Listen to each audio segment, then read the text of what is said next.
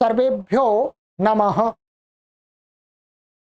देववाणी संस्कृतम यूट्यूब चलदृश्यं प्रति भवतां भवतीनां च हार्दं स्वागतम्। आइए मित्रों, किरातार्जुनीयं प्रथमः सर्गः, कक्षा संख्या 22। 21 कक्षा हमने आपको पढ़ा दी, 22वीं कक्षा को पढ़ते हैं। प्लेलिस्ट बनी हुई है किरातार्जुनीयम, वहां पर आप देख लीजिएगा। और प्लेलिस्ट आपको नहीं मिलता है तो आप हमसे यहाँ व्हाट्सएप पर संपर्क कर लीजिएगा, आपको लिंक प्राप्त हो जाएगा निःशुल्क।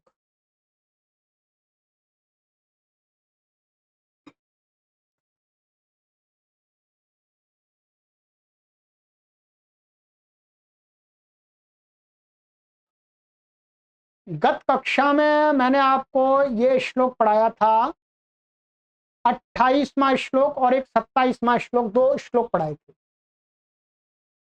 द्रौपदी और युधिष्ठिर की चर्चा चल रही है, अब संवाद चल रहा है उनका, ठीक है। तो द्रौपदी युधिष्ठिर को इस प्रकार की बातें बता रही हैं, कह रही हैं, वचन कह रही हैं कि युधिष्ठिर को क्रोध आए और वो लड़ने के लिए तैयार हों। ठीक है, बोले शंकर बन के ना बैठे रहें, ठीक है। तो चलिएगा, तो अभी आगे के श्लोकों में द्रौपदी का ही और युधिष्ठिर का ही संवाद चल रहा है। ये है द्रौपदी ही कह रहे हैं। आइएगा 29वां श्लोक पढ़ते हैं।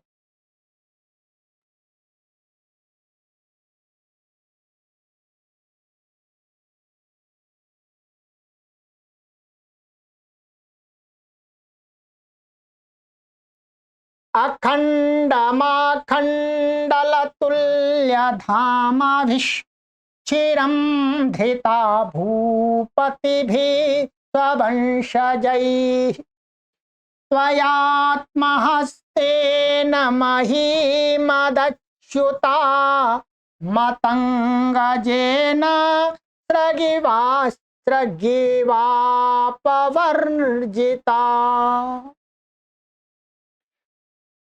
अन्वय करते हैं।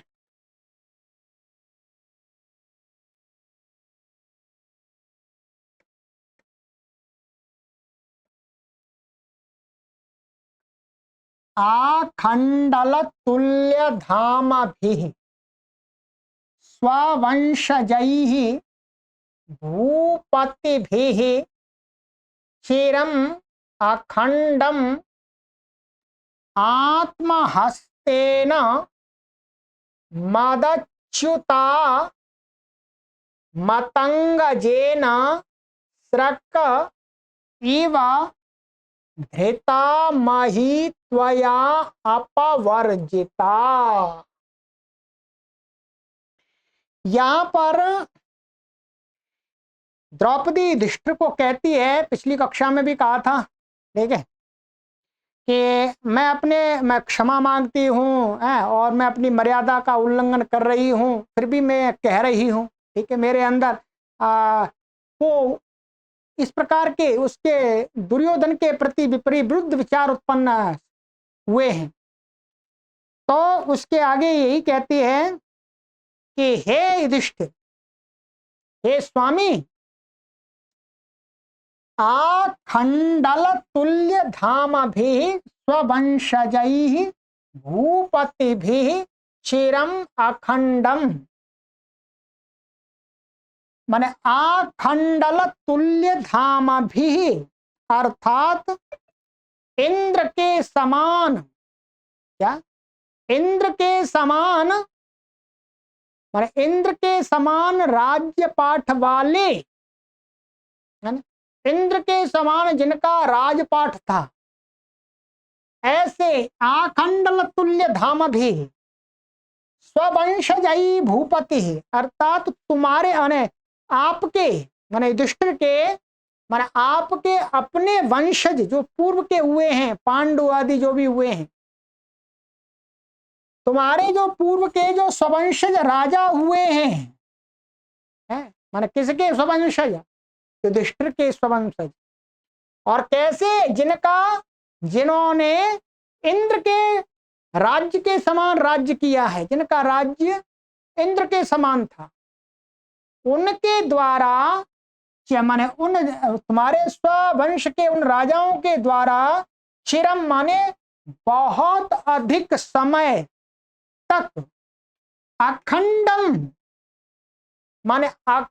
माने बिना खंड खंड के, अर्थात संपूर्ण जो भी राज्य था उस समय उनका, उस पर संपूर्ण राज्य पर, ठीक है,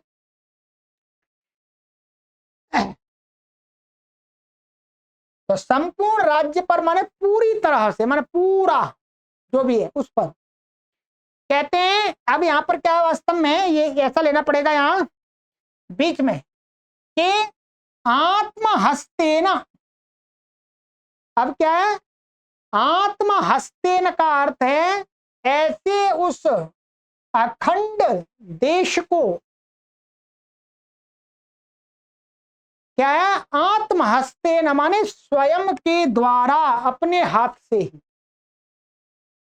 अपने हाथ से ही, माने आत्महस्तेन माने अपने हाथ से ही,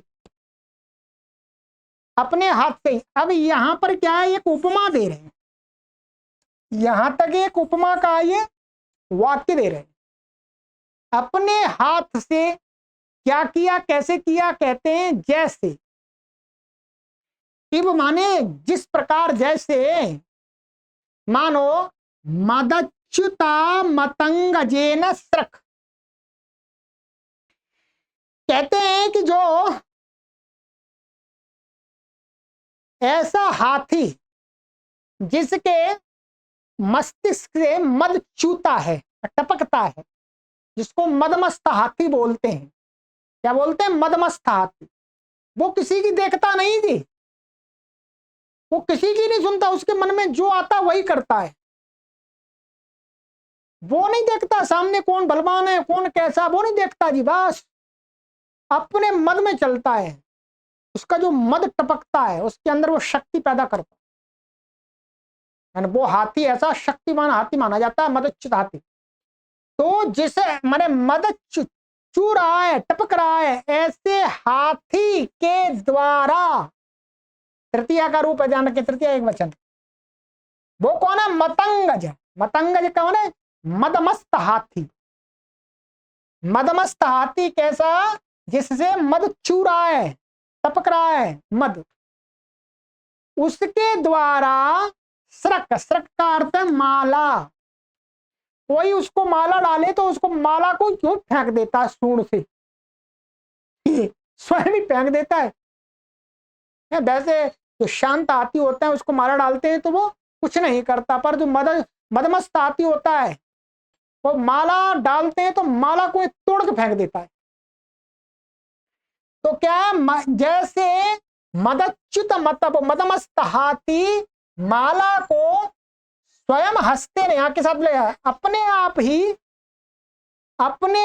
ही क्या है, वो फेंक देता है, फेंक देता है, उसी प्रकार से कहते हैं, वैसे ही कहते हैं कि अपने स्वयं ही धृतामही माने धारण की हुई जो भूमि है, राज्य है, उसको त्वया तुम्हारे द्वारा अपवर्जिता माने छोड़ दिया, अर्थात तुम्हारे वंश के पूर्वजों ने इतना अखंड लंबे समय तक जिस भूमि पर राज्य किया, राज्य पर, उसको तुमने कैसे फेंक दिया, अपने आप ही फेंक दिया, उसके अपने आप रखा, अपने पास रखने के लिए उसके लिए कोई प्रयास नहीं किया। कैसे उपमा दी, जैसे एक मदमस्त हाथी होता है, उसको कोई माला फेंका डाले तो अपने आप ही माला को फेंक देता तोड़ करके। इसमें क्या है, द्रौपदी उस युधिष्ठिर को ये समझाना चाह रही है कि आपने एक राजा होते हुए अच्छा काम नहीं किया है। एक अच्छा राजा क्या करता है, अपने वंश परंपरा से चले आ रहे राज्य की वृद्धि करता है। भाई राजा का तो यही कर्तव्य होता है कि अपने राज्य का विस्तार करे, है, राज्य क्या, राज्य में वृद्धि करे। परंतु एक तुम जैसे राजा हो, तुम जैसे राजा ने क्या कर दिया कि जिनके पूर्वजों ने लंबे समय तक इंद्र के समान राज्य किया, निष्कंटक राज्य किया, उस राज्य को भी तुम जैसे राजा ने सुरक्षित ना रखते हुए क्या कर दिया, बढ़ाने की बात तो दूर, सुरक्षित भी नहीं रखा उसको, तो यूं ही तुमने फेंक दिया, दे दिया यूं ही। ये अच्छी बात नहीं है राजा। वो युधिष्ठिर को थोड़ा सा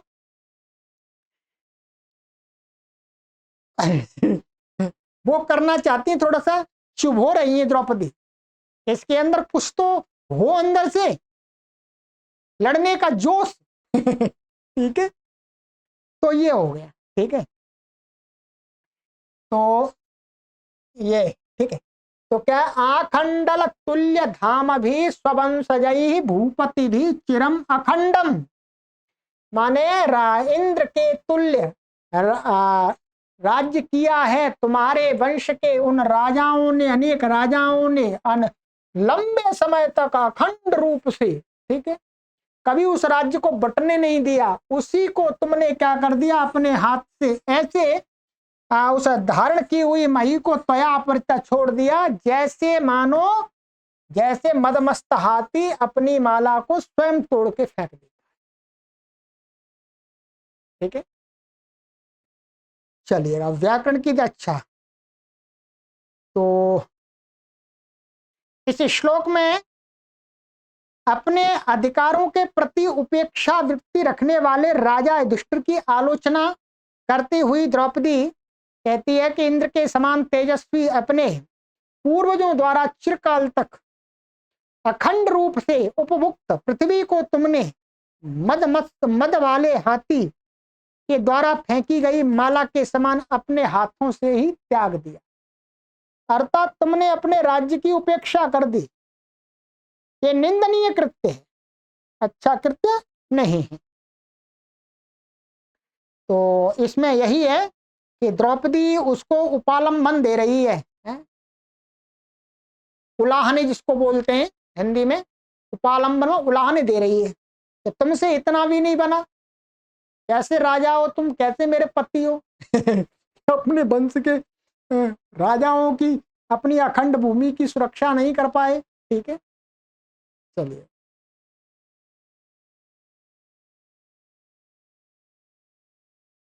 अब व्याकरण इसका देखेंगे।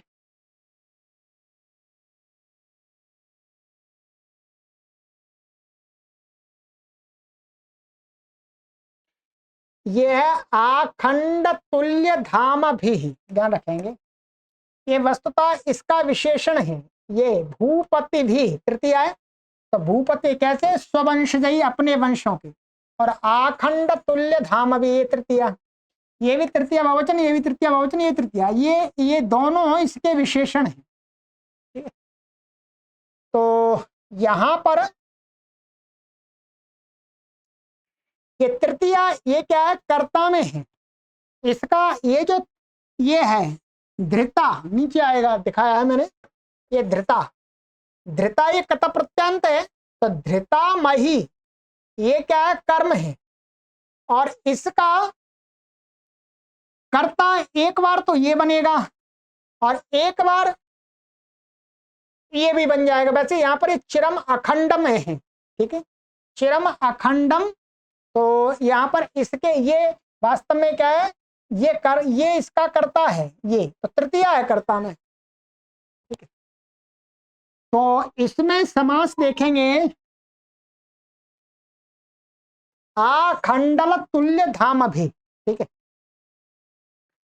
तो इसका समास है आखंडलेन तुल्यम धाम एषाम ते आखंडल तुल्य धामानः, और तई ही धाम भी, माने आखंडलेन तुल्यम, माने आखंडल ने का अर्थ हो गया यहां पर जिसका अखंड के समान, बिना टुकड़ों में बटा हुए के समान है धाम, जिन राजाओं का वे राजा क्या है, आखंडल धाम तुल्य धामानः, धामानः ऐसा होगा, ठीक है।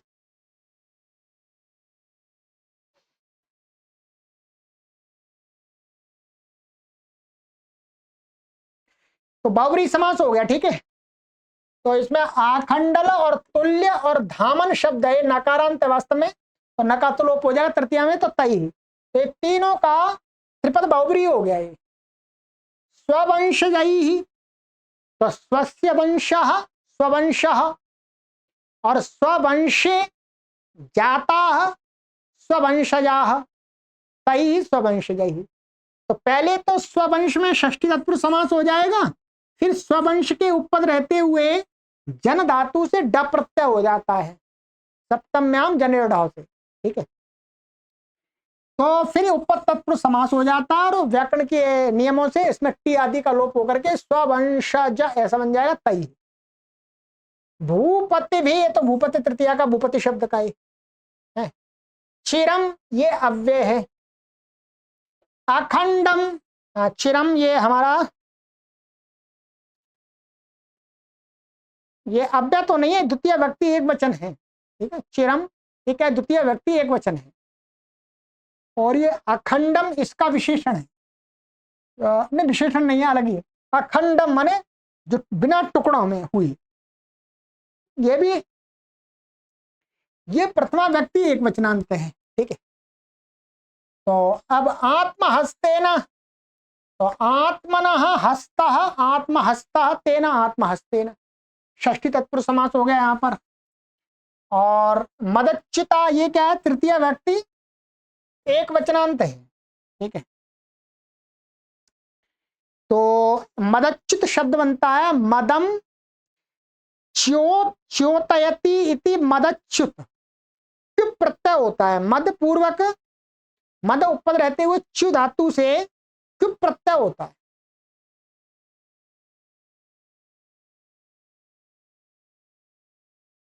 ऐसा मदम च्यवती होगा, मदम च्यवती, मदच्युत, तो मद पूर्व उपपद रहते हुए च्यु धातु से कुप प्रत्यय हो जाता है, और कुप प्रत्यय होने के बाद उसको तुक आगम हो जाता है, तो मदच्युत बनता है, तो ये तृतीया में मदच्युता बन जाता है, ठीक है। ऐसे मतंग जेन, ये भी तृतीय व्यक्ति एक वचनांत है, ठीक है। ये हो गया।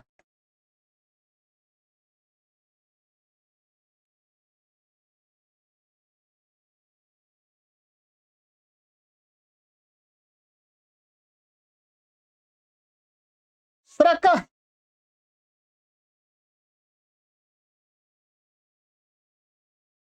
ये स्रक है, स्रक माने माला को, ये प्रथमा व्यक्ति एक वचनांत है, ठीक है। इव ये अव्यपद है। धृता मही ये कत प्रत्यांत है, ये इसका है, ठीक है। मही और त्वया अपवर्जिता, तो त्वया ये कर्ता में तृतीया है, और अपवर्जिता ये कत प्रत्यांत है, ये मही का है। धृता मही को तुम्हारे द्वारा छोड़ दिया गया, फेंक दिया गया, त्याग दिया गया, तो ये हो गया, ठीक है। चलिएगा, तो इसमें वस्तुतः उपेक्षा उपमा अलंकार है, ठीक है। आइएगा, अब आगे बहुत प्रसिद्ध श्लोक है, इसको कई जगह एक शिक्षा देने के लिए ऐसे दिखाया जाता है। बहुत अच्छी शिक्षा दी गई है इस श्लोक में, ठीक है। इस श्लोक को आप स्मरण भी कर लीजिएगा। और वो द्रौपदी कहती है युधिष्ठिर को आगे, व्रजन्ति ते मूढ़धियः पराभवम् भवन्ति माया विषुयेन मायिनः प्रविश्य हि घ्नन्ति शठास्तथा विधा न संवृत्तांगान्निशिता इवेशवः।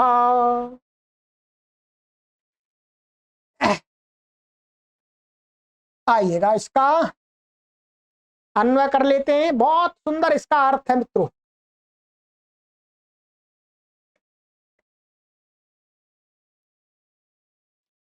ये मायाविषु मायिनः न भवन्ति ते मूढ़धियः पराभवं व्रजन्ति। शठाः तथा विधान असंवृत्तांगान निशिता इषवः इव प्रविश्य घ्नन्ति। ठीक है, इसमें भी उपमा दी गई है। द्रौपदी युधिष्ठिर को कहती है कि सुनो,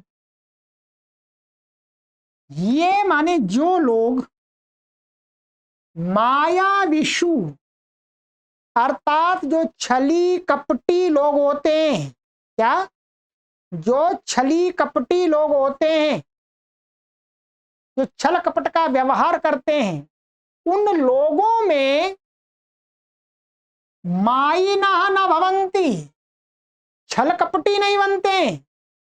अर्थात छल कपटी लोगों के साथ में जो लोग छल कपट का व्यवहार नहीं करते, क्या, जो दुष्ट लोगों के साथ में दुष्टता का व्यवहार नहीं करते, अर्थात जो छली कपटी लोग हैं उनके साथ में आप यदि सज्जनता का व्यवहार करेंगे तो कहते हैं जो लोग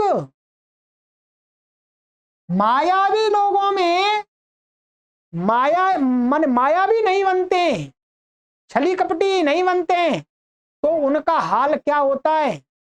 कहते हैं ते मूढ़धियः, वे मूर्ख व्यक्ति, पराभवं व्रजन्ति, पराजय को प्राप्त होते हैं। पराजय को अर्थात जो लोग छली कपटी लोगों के साथ में छल कपट का व्यवहार नहीं करते हैं, सज्जनता का व्यवहार करते हैं, तो वो सज्जन लोग क्या है, वो उनको मूढ़धिया कहा, वो मूर्ख लोग हैं, मूर्ख लोग हैं। वो पराभवम व्रजन्ति है, वो हाँ पराभवम व्रजन्ति अर्थात पराजय को प्राप्त करते हैं, हर समय पराजय को प्राप्त करते हैं, अवनति को ही प्राप्त करते हैं। कैसे, कहते हैं शठाः तथा विधान असंवृत्तांगान। अब आगे एक उपमा दी जा रही है, निशिता, माने यहां पर उपमा यहां से दी जा रही है, यहां से माने शठा, वे शठ लोग, माने ये जो मायावी लोग, छली कपटी लोग, क्या है, छली कपटी लोग, तथा विधान, तथा विधान माने इस प्रकार के लोगों को, उन सज्जन लोगों को कहते हैं असंवृतांगान निशिता इषवः इव प्रविश्य घ्नन्ति।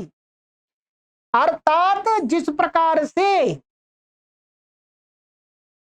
कवच आदि को धारण ना किए हुए, माने बिना शरीर को ढके हुए व्यक्ति को क्या होता है, निशिता इषवः, जो पैने बाण होते हैं, पैने बाण, वो पैने बाण क्या होते हैं, जिसके शरीर पर कवच आदि नहीं है, उसमें प्रविश्य करके घ्नन्ति माने उसको मार देते हैं। भाई कवच आदि नहीं है और वो बाण आया तो क्या घुसेगा और मार देगा। ठीक वैसे ही वो सठ लोग, दुष्ट लोग, उन सज्जन लोगों को, मूढ़ वृत्ति वाले लोगों को, मूढ़धी को, उसी प्रकार से असंवृत्तांग, वो जो अपना सुरक्षा के बारे में सोच ही नहीं रहे, वो भी एक प्रकार से नग्न ही है। कोई व्यक्ति छल कर रहा है, कपट कर रहा है, और हम भोले भाले बने हुए बैठे हैं, तो हम एक प्रकार से क्या है, नग्न ही है। उसका जो छल कपट है, वो छल कपट क्या होगा, वो जो छली कपटी लोग क्या है, वो हमारे साथ मिल करके, हाँ हमारे समूह में प्रवेश करके, लोगों में प्रवेश करके, उन लोगों में प्रवेश करके क्या है, घ्नन्ति, मार देते हैं इस प्रकार के लोगों को। किस प्रकार के लोगों को, जो लोग मायावी छली कपटियों के साथ में छल कपट का व्यवहार नहीं करते हैं, सज्जनता का व्यवहार करते हैं, तो उन सज्जन लोगों को वो छली कपटी लोग ऐसे ही मार देते हैं जैसे बिना शरीर को ढके हुए व्यक्ति को पैने बाण आकर के घुस करके मार देते। बहुत अच्छी उपमा दी। ऐसे ही ये युधिष्ठिर को कह रही है द्रौपदी कि तुम को इसी प्रकार से पराजय प्राप्त होगी और हुई है, क्योंकि जो दुर्योधन है, धृतराष्ट्र है, दुशासन आदि है, वो तो क्या है, मायावी है, छली कपटी है।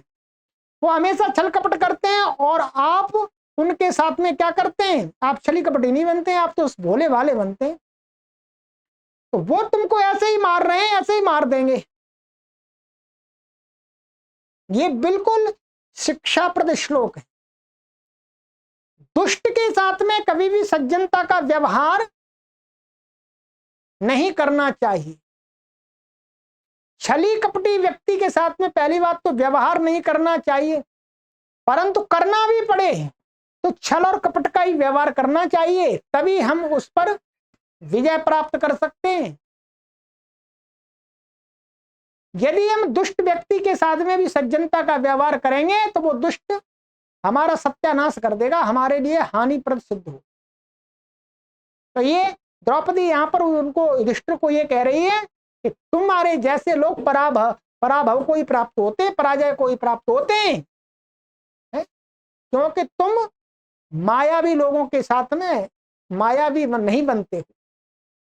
ठीक है, तो वही कहा है इसमें कि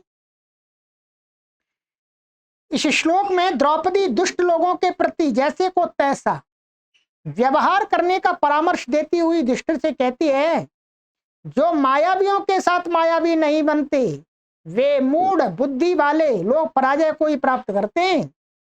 60 लोग ऐसे व्यक्तियों में प्रवेश करके, अर्थात उनके साथ में आत्मीयता का व्यवहार बना करके उन्हें मार डालते हैं, जैसे तीक्ष्ण बाण नग्न शरीर वाले योद्धा के भीतर घुस करके मार डालते, बिना कवच धारण किए हुए योद्धा को। तो ये तो यहां पर यही कहा गया है, यही द्रौपदी समझा रही है कि युधिष्ठिर तुमको दुर्योधन के साथ में सज्जनता का व्यवहार नहीं करना है भाई, नहीं करना है, क्योंकि वो दुष्ट है। चलिएगा,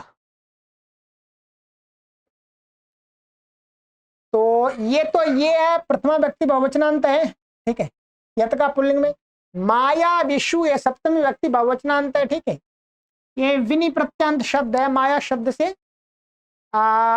ये विन प्रत्यय होता है व्याकरण में। ठीक, विनि माई नहा, ये यहाँ पर इन प्रत्यांत शब्द है, ये है इन्हीं प्रत्यांत है। ये न अव्यपद है, निषेधात्मक, ये प्रथमा व्यक्ति बहुवचनांत का है। भवंती एक क्रियापद है, भूखा, ते प्रथमा व्यक्ति मूढ़ धिया। ठीक है, तो मूढ़ धिया में समास करेंगे तो इसका समास होगा कि मूढ़ा, अच्छा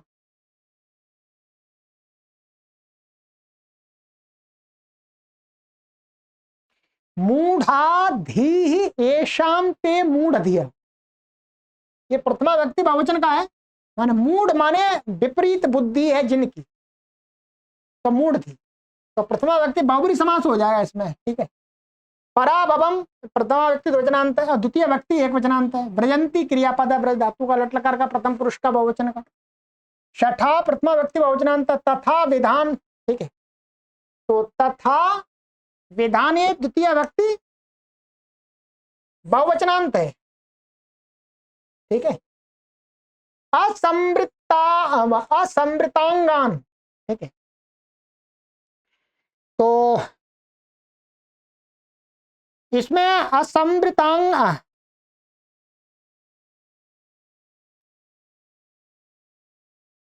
ये इसमें समृता और अंगान। ठीक है, तो समृता अरे समृतानि अंगानी ये शाम ते समृतांगा, और न समृतांगा असमृतांगा, और ते तान असमृतांगान। ठीक है, तो इसमें पहले समृतांगा का तो बावरी हो जाएगा, फिर नहीं के साथ में इसका नहीं से तत्पुरुष समास हो जाएगा। निशिता ईशबाह, यहाँ पर वास्तव में बहुवचन का है तो विसर्ग का लोप हो जाता है, रू को यह होकर के। ठीक है, ईशबाह प्रथमा व्यक्ति बहुवचनांत है। एवं ये अव्यपद प्रविश्य प्रपूर्व धातु अकत्वा लेप का प्रयोग है। गणंती ये हन धातु का लट लकार का प्रथम पुरुष का बहुवचन का रूप है, हन का। ठीक है, तो व्याकरण के उसमें काम हो जाते हैं। हन के आकार का लोप हो जाता है, हकार को घा हो जाता है और जी को अंति हो जाता है, तो घनंती ऐसा बन जाता है। ठीक है, तो ये हो गया आज 2 श्लोकों में द्रौपदी ने युधिष्ठिर को काफी उलाहना दिया है, कुछ तो अंदर से ये जोश भरे युधिष्ठिर में। ठीक है, ये श्लोक मित्रों बहुत सुंदर है, इसको याद कर लीजिएगा।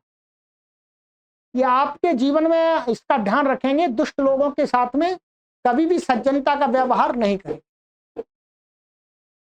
आप साधु संत महात्मा है तो अलग बात है, परंतु आप सामान्य लोक में जी रहे हैं तो आप इस बात को ध्यान रखिएगा, दुष्ट लोगों के साथ में दुष्टता का व्यवहार ही करने से हम सुरक्षित रहते हैं। चलिएगा आगे की वीडियो में मिलते हैं। हमारे 30 श्लोक हो गए हैं, 46 हैं, 16 और बचे हैं। तो 2-2 श्लोक मैं पढ़ा रहा हूं तो 8 कक्षाओं में इसे कंप्लीट कर लेंगे। आज हमारी 22 कक्षाएं हो गई, 30 कक्षाओं का ये कोर्स बन गया। सर्वेभ्यो नमः।